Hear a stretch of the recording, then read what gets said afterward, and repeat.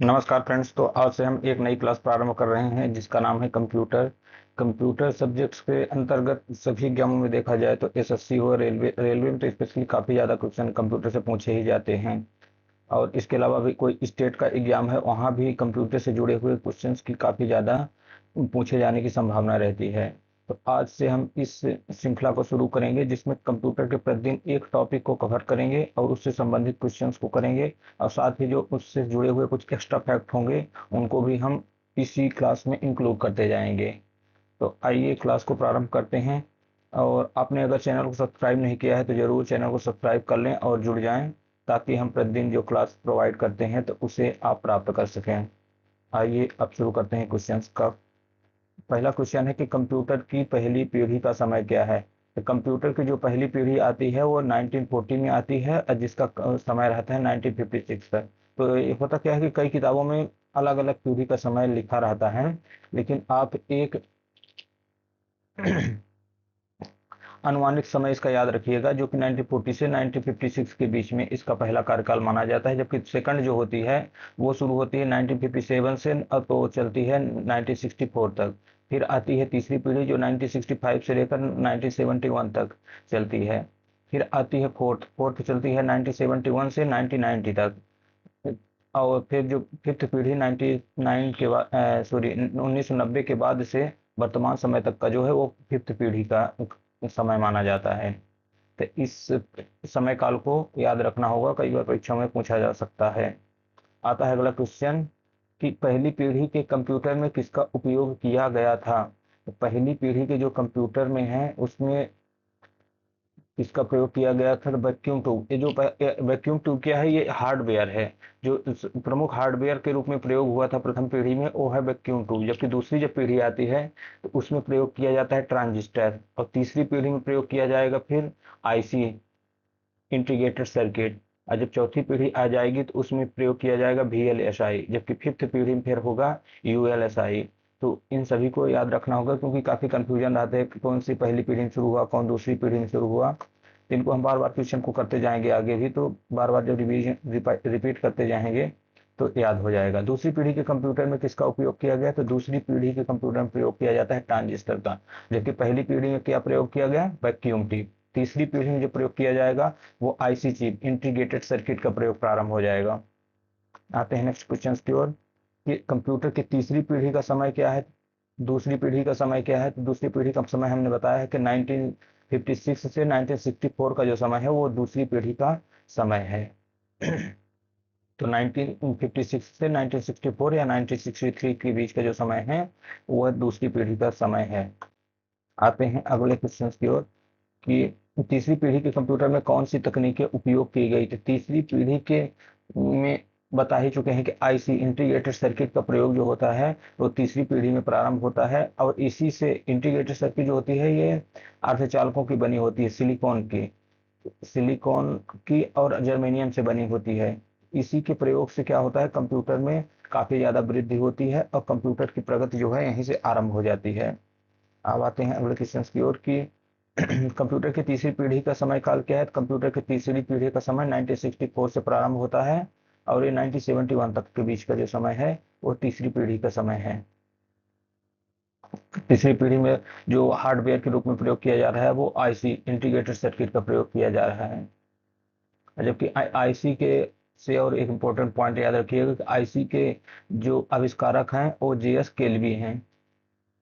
अगला है कि चौथी पीढ़ी के कंप्यूटर में किसका उपयोग किया गया। चौथी पीढ़ी के कंप्यूटर में जो हार्डवेयर के रूप में प्रयोग हो रहा है वो है VLSI, very large integrated circuit का प्रयोग जो है फोर्थ पीढ़ी में प्रयोग किया जा रहा है। जो कि माइक इसमें पूछा गया है हार्डवेयर, मैंने बताया कि वीएलएसआई जो है वो हार्डवेयर के रूप में एक माइक्रो प्रोसेसर का प्रयोग किया जा रहा है जिसका पूरा नाम है वेरी लार्ज स्केल इंटीग्रेशन। आता है अगला क्वेश्चन कि कंप्यूटर की चौथी पीढ़ी का समय क्या है। तो चौथी पीढ़ी का समय 1971 से 1990 तक का जो समय है वो चौथी पीढ़ी का है। जबकि 1990 के बाद का जो समय है वो फिफ्थ पीढ़ी के अंतर्गत आता है। नेक्स्ट है पांचवी पीढ़ी के कंप्यूटर किस तकनीक पर आधारित थे। पांचवी पीढ़ी जो है ये है आर्टिफिशियल इंटेलिजेंस का टाइम, एआई का समय काल है, जिसमें कृत्रिम बुद्धिमत्ता का प्रयोग किया जा रहा है। तो मुख्य रूप से फिफ्थ पीढ़ी में यही तकनीक को याद रखना होगा कि एआई का जो समय है, आर्टिफिशियल इंटेलिजेंस, जिसको कृत्रिम बुद्धिमत्ता भी कहते हैं, इसका जो तकनीक टेक्नोलॉजी है ये फिफ्थ पीढ़ी के अंतर्गत आई गई। अगला आता है कि कंप्यूटर की पांचवी पीढ़ी का समय क्या है। तो कंप्यूटर की जो फिफ्थ पीढ़ी है वो वर्तमान का तो है ही है, साथ में भविष्य का भी है, और ये प्रारंभ हुआ था 99 से 1990 से जो समय है वो फिफ्थ पीढ़ी का ही समय लिया जाता है। आते हैं अगले क्वेश्चन की ओर कि पांचवी पीढ़ी के कंप्यूटर का उदाहरण क्या, सॉरी, पहली पीढ़ी के कंप्यूटर के एग्जाम्पल क्या है। तो पहली पीढ़ी में कंप्यूटर जो बनते हैं उनका नाम है यूनिवैक है, यूनि एनियक, यूनिवैक और एडवैक। तीन कंप्यूटर आपको फर्स्ट जनरेशन से याद रखने होंगे, यूनिवैक, यूनिवैक और एडवैक। तीन कंप्यूटर जो होते हैं एक प्रथम पीढ़ी के कंप्यूटर माने जाते हैं। अब आते हैं सेकंड पीढ़ी के कंप्यूटर का उदाहरण क्या है। तो दूसरी पीढ़ी के जो कंप्यूटर हैं उनमें से है, एक तो है आईबीएम। आईबीएम का फुल फॉर्म होता है इंटरनेशनल बिजनेस मशीन, आईबीएम 7090 है। और एक है सीडीसी, सीडीसी 1604, ये दूसरी पीढ़ी के कंप्यूटर हैं। अगले क्वेश्चन पे आते हैं कि तीसरी पीढ़ी के कंप्यूटर का उदाहरण क्या है। तो तीसरी पीढ़ी में जो निर्मित हुए कंप्यूटर उनमें से प्रमुख कंप्यूटर है IBM 360 है और एनीबैक, एनीबैक 1108। तो दो कंप्यूटरों का नाम याद रखना कि तीसरी पीढ़ी के कंप्यूटर IBM 360 पूछा जाए किस पीढ़ी का कंप्यूटर है तो वो है तीसरी पीढ़ी का कंप्यूटर, जबकि एनीबैक 1108 जो है वो भी तीसरी पीढ़ी का कंप्यूटर है। आते हैं अगले क्वेश्चन की ओर कि चौथी पीढ़ी के कंप्यूटर का एग्जाम्पल क्या है। तो चौथी पीढ़ी में जो बने हैं तो मुख्य रूप से एप्पल और इंटेल 4004। ये काफी इंपॉर्टेंट क्वेश्चन है कि चौथी पीढ़ी के कंप्यूटर का उदाहरण क्या है। तो इंटेल 4004 और एप्पल। आता है अगला क्वेश्चन कि पहली पीढ़ी के कंप्यूटर किस भाषा का उपयोग करते थे। तो पहली पीढ़ी में जिस भाषा का प्रयोग किया गया उसे मशीन भाषा, 0 और 1 के रूप में जो प्रयोग होती थी भाषा, उसे पहली पीढ़ी के कंप्यूटर में प्रयोग किया जाता है। जबकि दूसरी जब पीढ़ी आती है उसमें प्रयोग की जाती है असेंबली भाषा का प्रयोग के प्रारंभ हो जाता है। जबकि फिर तीसरी पीढ़ी से उच्च स्तरीय भाषाएं जैसे कोबोल, फोर्ट्रॉन, जावा, ये जो भाषाएं होती हैं वो तीसरी पीढ़ी से प्रारंभ होती है। तो अब देखते हैं इसका आंसर कि पहली पीढ़ी में कंप्यूटर में मशीन भाषा का प्रयोग किया जाता था। मशीन भाषा किसमें होती है, 0 और 1 में होती है। अगला आता है क्वेश्चन कि दूसरी पीढ़ी के कंप्यूटर किस भाषा का उपयोग करते थे। तो दूसरी पीढ़ी के जो कंप्यूटर हैं वो भाषा का प्रयोग करते थे किसका, असेंबली भाषा का। पहली पीढ़ी के कंप्यूटर मशीन भाषा का, दूसरी पीढ़ी के कंप्यूटर असेंबली भाषा का प्रयोग करते हैं। नेक्स्ट क्वेश्चन आता है कि तीसरी पीढ़ी के कंप्यूटर किस भाषा का उपयोग करते हैं। तीसरी पीढ़ी के हमने बताया ये उच्च स्तरीय भाषाएं जैसे फोर्ट्रान हो गया, कोबोल हो गया, जावा हो गया, ये जो भाषाएं हैं वो तीसरी पीढ़ी के कंप्यूटर की भाषाएं होती हैं। नेक्स्ट आता है कि चौथी पीढ़ी के कंप्यूटर किस भाषा का उपयोग करते हैं। तो जब चौथी पीढ़ी आती है इसमें उच्च स्तरीय भाषाएं साथ साथ सॉफ्टवेयर का भी प्रयोग प्रारंभ हो जाता है किसमें, फोर्थ जनरेशन से। नेक्स्ट है कि माइक्रो प्रोसेसर का आविष्कार किसने किया। माइक्रो प्रोसेसर का आविष्कार करने का काम किया इंटेल कंपनी ने। इंटेल कंपनी ने माइक्रो प्रोसेसर को पहली बार बनाया था। आते हैं अगले में कि पहली पीढ़ी के कंप्यूटर की मुख्य समस्या क्या थी। तो जो पहली पीढ़ी के कंप्यूटर में अगर समस्या देखी दी जाए तो समस्याओं में यह है कि बहुत भारी भरकम होते थे, इनका प्रयोग बहुत सीमित क्षेत्रों में किया जा सकता था, जैसे कि साइंटिफिक रिसर्च में इसका प्रयोग किया गया था। बहुत ज़्यादा ऊर्जा की इनकी खपत थी। तो यही प्रमुख समस्याओं में गिना जाएगा पहली पीढ़ी के कंप्यूटर को। फर्स्ट जनरेशन की ये क्या है, इनका आकार बहुत बड़ा है और अधिक गर्मी उत्पादन करते हैं, साथ में इनको बहुत ज़्यादा ऊर्जा की आवश्यकता है। ये प्रमुख समस्याएं हो जाती हैं। अगला आता है कि चौथी पीढ़ी के कंप्यूटर के मुख्य लाभ क्या थे। फोर्थ पीढ़ी के जो कंप्यूटर हैं इनके प्रमुख लाभ में देखा जाए तो ये क्या है, आकार बहुत छोटे हैं, इनकी गति क्या है, बहुत तीव्र है। तो गति बहुत ज़्यादा तीव्र है और बहुत आकार छोटे। चौथी पीढ़ी कंप्यूटर कौन से हैं, जैसे ये लैपटॉप है और पेन, लैपटॉप के अलावा हो जाता है जो छोटे क्वांटम कंप्यूटर वगैरह आ जाते हैं। ये जितने भी छोटे आकार वाले माइक्रो कंप्यूटर हैं वो सभी फोर्थ पीढ़ी के कंप्यूटर आते हैं। पांचवी पीढ़ी के कंप्यूटर में कौन सी मुख्य विशेषता है। पांचवी पीढ़ी के कंप्यूटर में मुख्य विशेषता है स्वचालित सोचने की क्षमता। पांचवी पीढ़ी के कंप्यूटर की मुख्य विशेषता यही है कि ये एआई पर आधारित होते हैं जो कि खुद से डिसीजन ले सकते हैं। नेक्स्ट आता है कि आईसी किस पीढ़ी में उपयोग किए जाते हैं। आईसी इंटीग्रेटेड सर्किट का प्रयोग जो है वो तीसरी पीढ़ी में हुआ। इसको तो 2-3 बार क्वेश्चन को कर चुके हैं कि आईसी इंटीग्रेटेड सर्किट का प्रयोग प्रारंभ होता है तीसरी जनरेशन से, तीसरी पीढ़ी से। नेक्स्ट है कि माइक्रो प्रोसेसर किस पीढ़ी में उपयोग होता है। तो माइक्रो प्रोसेसर का प्रयोग जो प्रारंभ हुआ वो फोर्थ पीढ़ी से प्रारंभ होता है। फोर्थ पीढ़ी से किसका प्रारंभ शुरू होने लगा है, तो माइक्रो प्रोसेसर का। कंप्यूटर की किस पीढ़ी में वैक्यूम ट्यूब का उपयोग हो रहा है। तो मैंने पहले बताया कि वैक्यूम ट्यूब जो हार्डवेयर के रूप में प्रयोग हो रहा है वो फर्स्ट पीढ़ी में प्रयोग किया जा रहा है, जबकि सेकंड पीढ़ी में आ रहा है ट्रांजिस्टर, थर्ड पीढ़ी में आ रही है का आईसी चिप, और फोर्थ पीढ़ी में आ जा रहा है वीएलएसआई, और फिफ्थ पीढ़ी में आता है फिर ULSI, ultra large scale integration. Next आते हैं कि कंप्यूटर की दूसरी पीढ़ी का मुख्य हार्डवेयर क्या है। तो कंप्यूटर की दूसरी पीढ़ी का जो प्रमुख हार्डवेयर है वो है ट्रांजिस्टर। नेक्स्ट आता है पहली पीढ़ी के कंप्यूटर की मेमोरी किस पर आधारित थी। तो पहली पीढ़ी में जो कंप्यूटर मेमोरी के रूप में मेमोरी का प्रयोग हो रहा था उसमें हो रहा था चुंबकीय ड्रम का प्रयोग। पहली पीढ़ी में चुंबकीय ड्रम का प्रयोग किया जा रहा है, जबकि सेकंड पीढ़ी जब आती है तो उसमें मैग्नेटिक टेप, चुंबकीय डिस्क, इन सब का प्रयोग प्रारंभ हो जाता है सेकंड पीढ़ी में।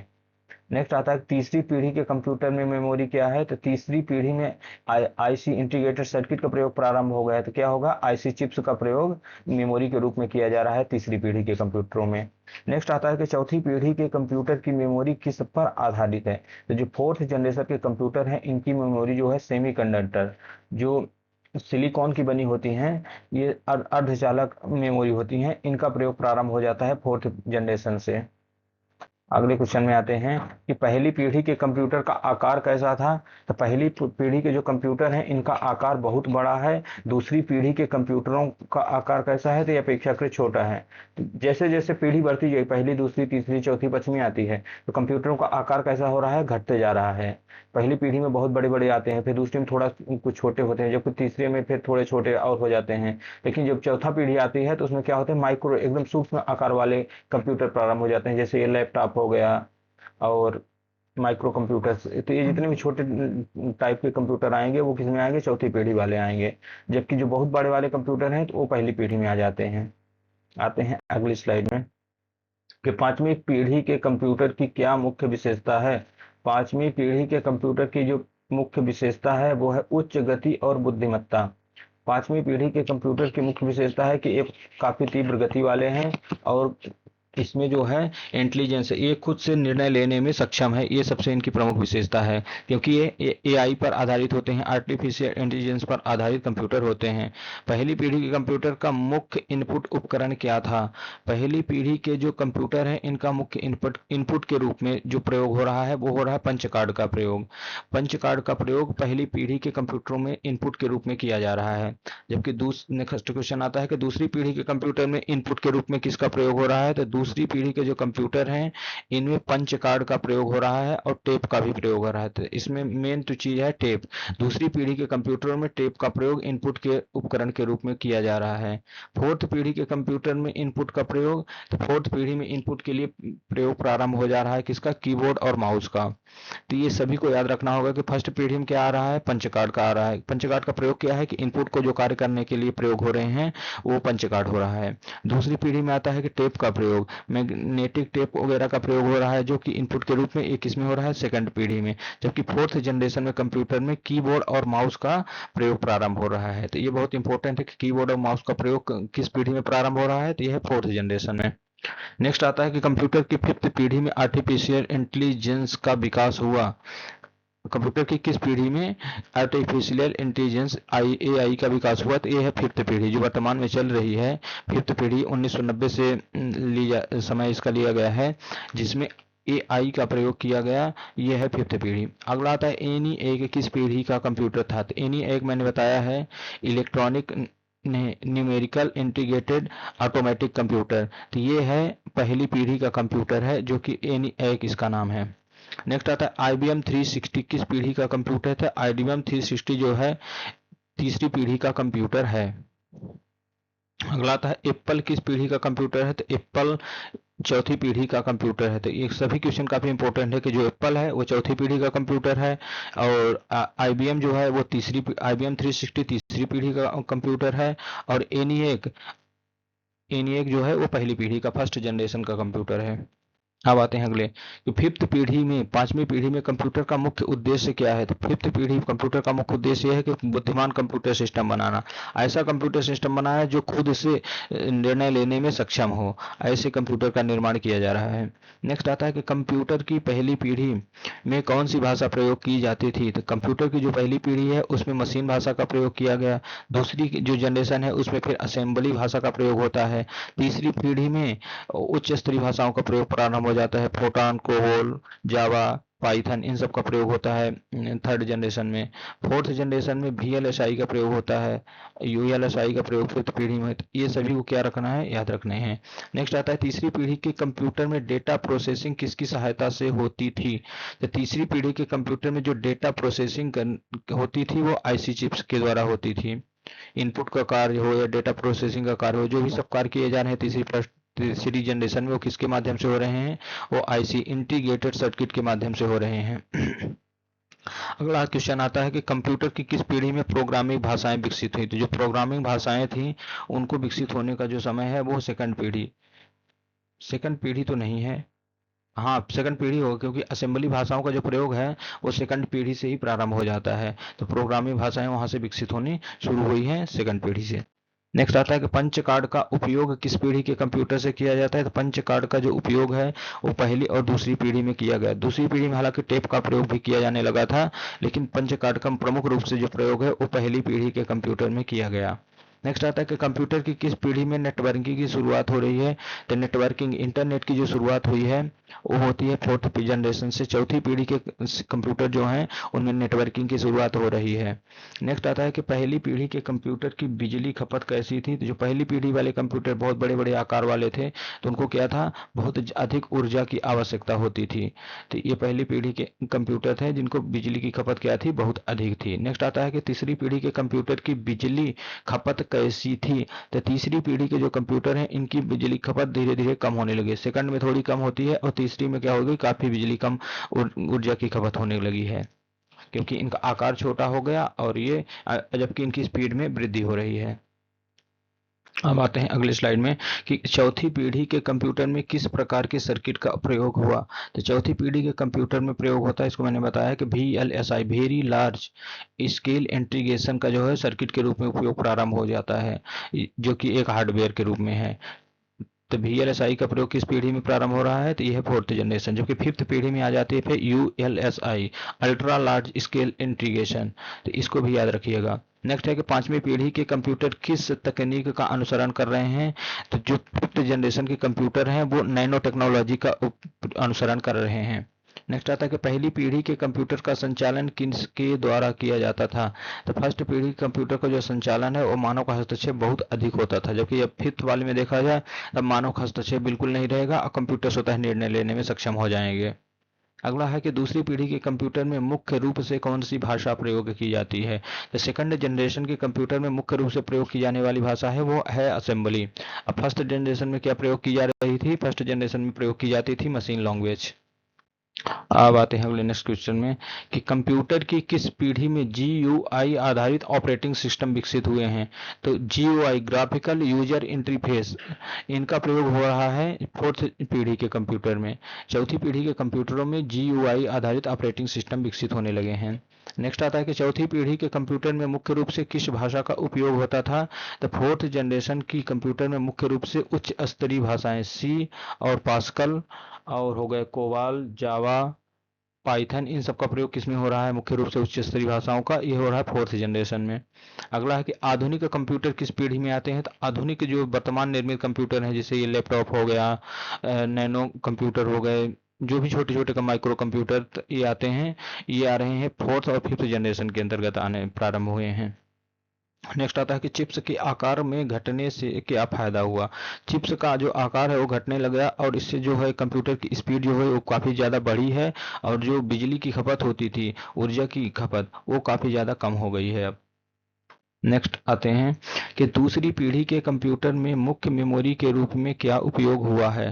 तो दूसरी पीढ़ी के कंप्यूटर में मुख्य मेमोरी के रूप में प्रयोग किया जा रहा है किसका, मैग्नेटिक टेप का। चुंबकीय टेपों का प्रयोग किसमें प्रारंभ हुआ था, तो वो हो रहा था सेकंड पीढ़ी में। जबकि थर्ड पीढ़ी में, थर्ड पीढ़ी में मेमोरी के रूप में प्रयोग होगा किसका, तो उसमें प्रयोग होता है मुख्य रूप से मैग्नेटिक टेप का ही प्रयोग तीसरी पीढ़ी में भी होता है। नेक्स्ट आता है कि कंप्यूटर की किस पीढ़ी में यूएलएसआई तकनीक का विकास हुआ, तो इसका हमने बताया है कि यूएलएसआई का प्रभाव होता है अल्ट्रा लार्ज स्केल इंटीग्रेशन, जिसका तकनीक का प्रयोग हो रहा है किसमें, पांचवी पीढ़ी के कंप्यूटर में, और सर्किट के रूप में इसका प्रयोग किया जा रहा है। नेक्स्ट आता है कि कंप्यूटर की किस पीढ़ी में डेस्कटॉप कंप्यूटर का विकास हुआ, तो डेस्कटॉप कंप्यूटर का जो विकास हो रहा है वो चौथी पीढ़ी में ही हो रहा है। लैपटॉप, डेस्कटॉप, नैनो कंप्यूटर, ये सभी किस में आ रहे हैं, ये आ रहे हैं फोर्थ जनरेशन में। अगला आता है कि पहली पीढ़ी के कंप्यूटर का मुख्य आउटपुट क्या था, तो जो फर्स्ट पीढ़ी के कंप्यूटर हैं उनका आउटपुट के रूप में प्रिंटर का प्रयोग किया जाता था।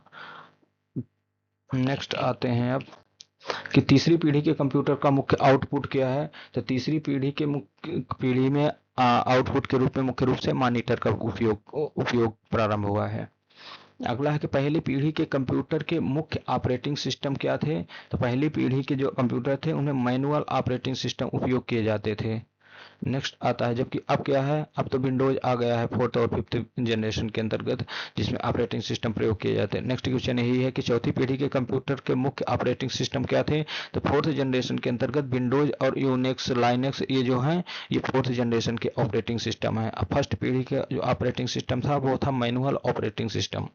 नेक्स्ट आता है कि कंप्यूटर की किस पीढ़ी में सुपर कंप्यूटर का विकास हुआ है, तो कंप्यूटर की जो फोर्थ जनरेशन है उसमें सुपर कंप्यूटर का विकास होता है, और सुपर कंप्यूटर के जो खोज करता है उन्हें जाना जाता है सैमोन क्रे के नाम से।